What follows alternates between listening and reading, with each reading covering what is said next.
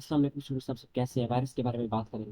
अच्छा आपको मैं बता दूं कि पहले साइंसदानों ने देखा कि हर चीज़ जो सेल है जिसके पास उसके वो लिविंग थिंग है, ठीक है। लेकिन बाद में साइंटिस्ट ने ये चीज़ ऑब्जर्व की कि कुछ ऐसी चीज़ें भी हैं जिनके पास सेल तो नहीं है लेकिन वो फिर भी लिविंग होती हैं। तो मतलब कि वायरस के बारे में ये कि बॉर्डर लाइन ऑफ लिविंग और नॉन लिविंग है। कुछ साइंटिस्ट कहते हैं ये लिविंग है, कुछ साइंटिस्ट कहते हैं नॉन लिविंग है। तो अभी इसकी इसकी बहस चल रही है, ठीक है। तो अब हम बात करते हैं कि इनके वायरस के बाद सेलुलर ऑर्गेनाइजेशन तो नहीं होती, मतलब ये सेल के तो नहीं बने होते, लेकिन इनके पास लिविंग थिंग के कैरेक्टरिस्टिक होते हैं। मतलब ये ऐसे शो करते हैं कि जैसे कि ये जिंदा है।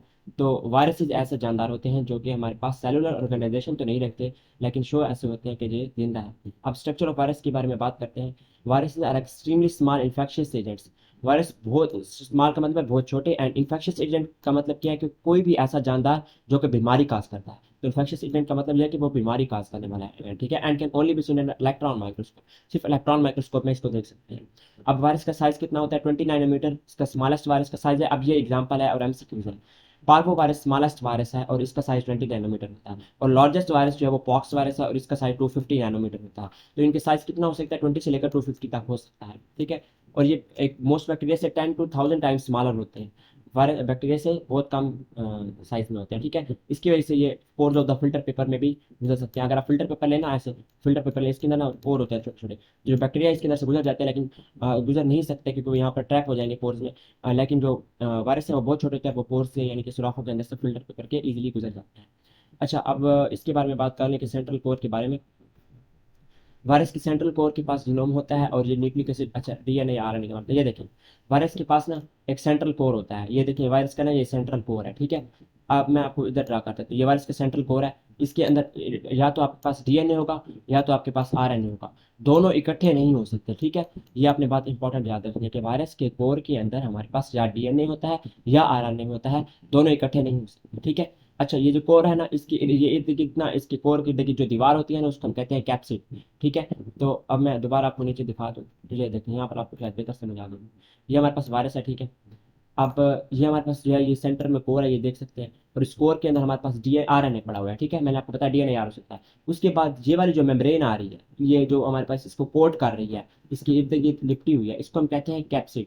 क्या कहते हैं? कैप्सिड। और ये कैप्सिड अगर आप गौर करना है तो ये एक दाना, दो दाने, तीन दाने, दानेदार है, ठीक है। मतलब कि ना मुख्तलिफ पार्ट से मिलकर बनी हुई है, मुख्तलिफ प्रोटीन के पार्ट से मिलकर बनी है। इनको हम कहते हैं कैप्सोमेर्स।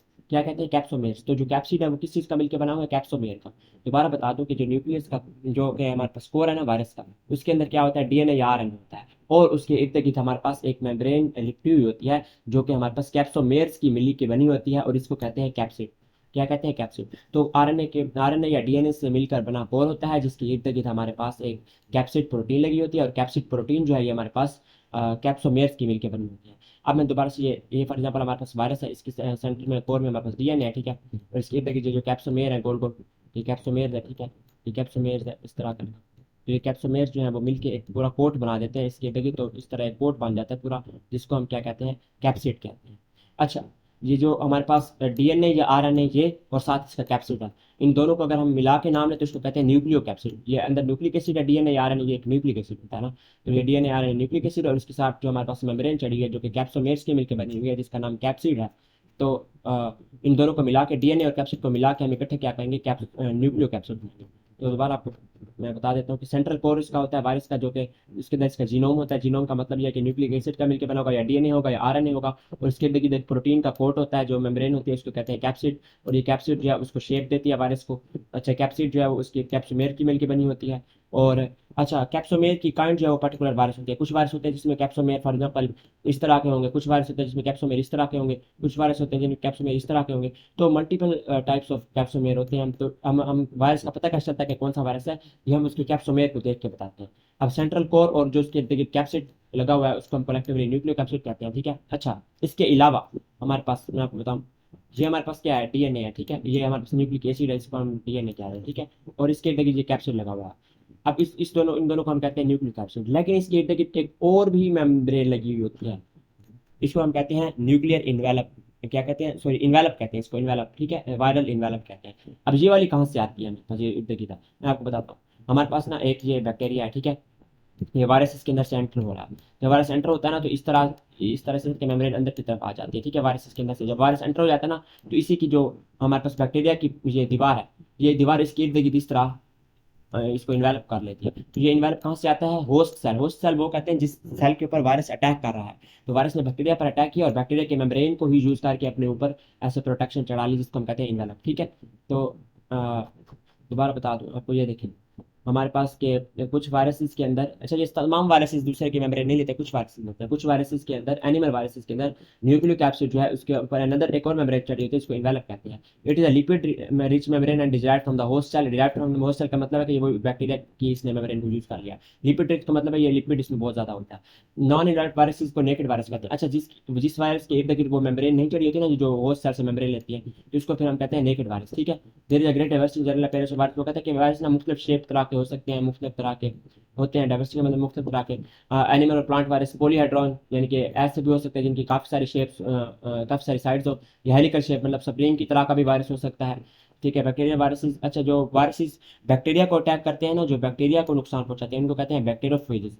अब एनिमल और प्लांट वायरसेस पॉलीहेड्रॉन या हेलिकल होते हैं। ये दो तरह के हो सकते हैं। ये बात बहुत इंपॉर्टेंट है एमसीक्यूज के हवाले से, कि एनिमल और प्लांट वायरस सिर्फ पॉलीहेड्रॉन या हेलिकल शेप के हो सकते हैं। जबकि जो बैक्टीरियोफेज है, जो बैक्टीरिया को अटैक करने वाले वायरसेस हैं, वो क्यूबिकल भी हो सकते हैं, आइकोसाइटल का मतलब 20 फेसेस वाले वायरस भी हो सकते हैं, हेलिकल भी हो सकते हैं, या पॉलीहेड्रल और रॉड शेप मतलब मल्टीपल शेप्स के हो सकते हैं। बैक्टीरियोफेजिस एक ऐसे वायरस हैं जो बैक्टीरिया को अटैक करते हैं। ये बहुत कम्प्लेक्स वायरस होते हैं। अच्छा, जो वायरस ईशर्सिया कोलाई बैक्टीरिया को अटैक करता है ना, ईशर्सिया कोलाई बैक्टीरिया को, उसका नाम है टी फेज। ठीक है। अब टी फेजिस भी मल्टीपल टाइप्स के वायरसेस होते हैं जो कि ईशर्सिया कोलाई को अटैक करते हैं। इनका नाम होता है टी फेजिस। ठीक है। अब टी फेजिस भी मल्टीपल टाइप्स के हो सकते हैं, T1 2 3 4। तो T4 फेजिस को अब हम डिस्कस करेंगे। अब T4 फेजिस को यहाँ पे नीचे डिस्कस करते हैं। ये देखिए T4, एक सेकेंड, हाँ ये देखिए हमारे पास ये T4 फेज है। ठीक है।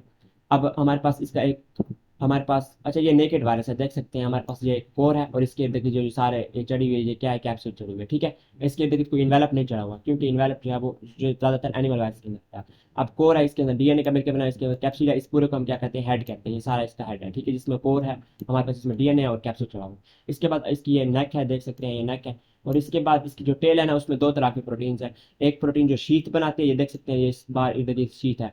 और एक प्रोटीन जो है वो टेल कोर बनाती है, ये देख सकते हैं दरमियान में जो ये टेल कोर है। ठीक है। अच्छा, इसके बाद एंड प्लेट है। एंड प्लेट का क्या काम होता है? ये बैक्टीरिया की सरफेस के ऊपर जाकर ना चिपक जाती है। ठीक है। और ये टेल फाइबर या टेल भी इसको बैक्टीरिया के साथ अटैच रहने में मदद करते हैं। ठीक है। अब बैक्टीरियोफेजिस के बारे में बात करते हैं कि इसका हेड इलांगेटेड होता है और इसकी पिरामिडल शेप होती है। दो ट्राइंगल्स होते हैं जिसकी कॉमन बेस होती है। हेक्सागोनल 6 साइडेड होता है और प्रिज्म शेप स्ट्रक्चर होती है। अभी इसको आपको समझ नहीं आ गया, डायग्राम इतनी अच्छी नहीं बनी, तो इसको रट्टा लगा लेंगे जो लाइन, बस इसकी कितनी साइड्स होते हैं ये अभी डायग्राम में इतना अच्छा नहीं इन्होंने बताया। इसके कैप्सूल भी प्रोटीन के मिलकर बना होता है और कोर के अंदर लॉन्ग डबल स्टैंडर्ड डीएनए होता है। ये एमसीक्यूज के हवाले से इंपॉर्टेंट बहुत ज्यादा बात है कि बैक्टीरियोफेज T4 के अंदर जो कोर होता है उसमें न्यूक्लिक एसिड या किस तरह का होता है, तो वो डबल स्टैंडर्ड डीएनए होता है। A straight tail is attach with head. Head के साथ एक स्ट्रेट टेल अटैच होती है, जैसे मैंने नीचे बताया कि एक स्ट्रेट टेल अटैच थी हेड के साथ। ठीक है। और टेल भी इनर कोर की मिलकर बनी होती है और बाहर इसकी शीथ होती है। और ये दोनों डिफरेंट प्रोटीन की मिलकर बनी होती है। ठीक है। और इसके अलावा हमारे पास एक नेक होती है जो कि शीथ को हेड और एंड प्लेट के साथ अटैच करती है। और 6 टेल फाइबर होते हैं जो कि एंड प्लेट के साथ होते हैं और ये बैक्टीरिया वाल के साथ अटैच करने में मदद देते हैं और ये भी प्रोटीन के मिलकर बने होते हैं। तो इसमें कोई इतना इंपॉर्टेंट, इतनी मुश्किल बात नहीं थी। तो इसके बाद नेक्स्ट लेक्चर में इंशाल्लाह डिस्कस करेंगे अबाउट HIV।